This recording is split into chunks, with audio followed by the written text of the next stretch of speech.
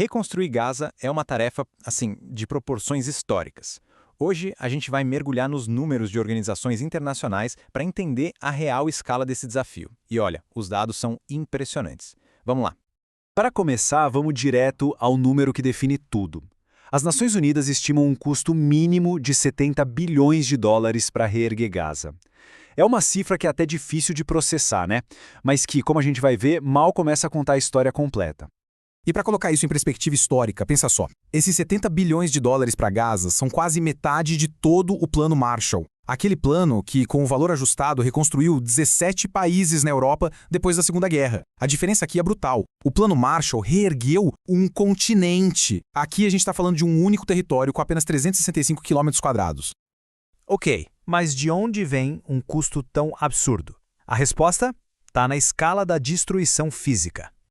A gente está falando de 61,5 milhões de toneladas de escombros. Para se ter uma ideia, a ONU calcula que isso é mais entulho do que o gerado na Guerra da Ucrânia, um conflito que acontece numa área imensamente maior.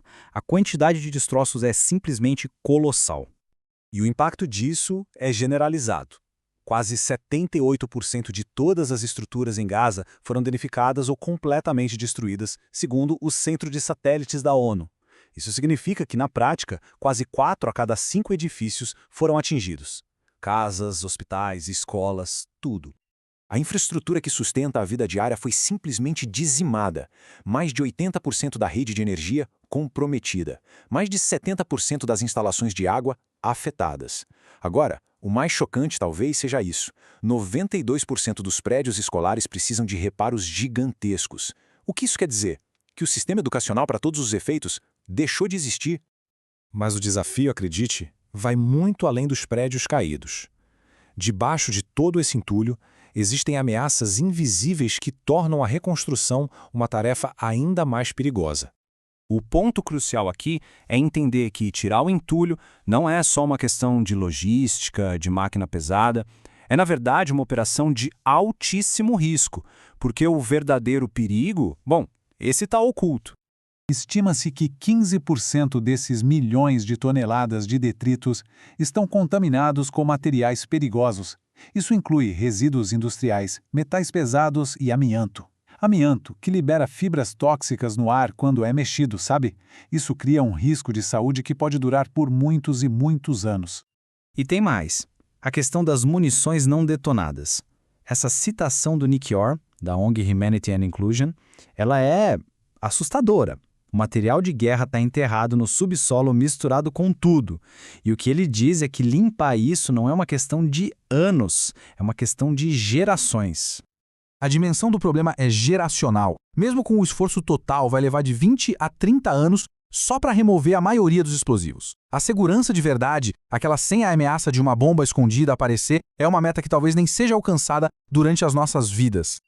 Então, vamos imaginar. Mesmo com todo o dinheiro do mundo e um plano para lidar com esses perigos todos, a reconstrução ainda enfrenta barreiras políticas e de logística que são quase intransponíveis. Elas impedem que o processo sequer comece.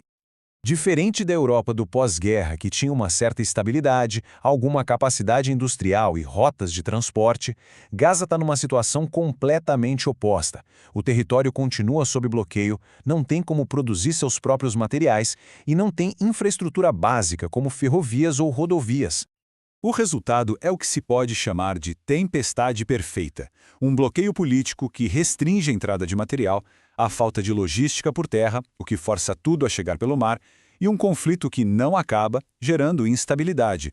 Tudo isso num lugar onde a infraestrutura interna, bem, ela já não existe mais. Tudo isso nos leva a uma conclusão que é francamente inevitável. A recuperação de Gaza não é uma questão de anos, mas sim de décadas. E o custo humano por trás de todos esses números é a verdadeira emergência.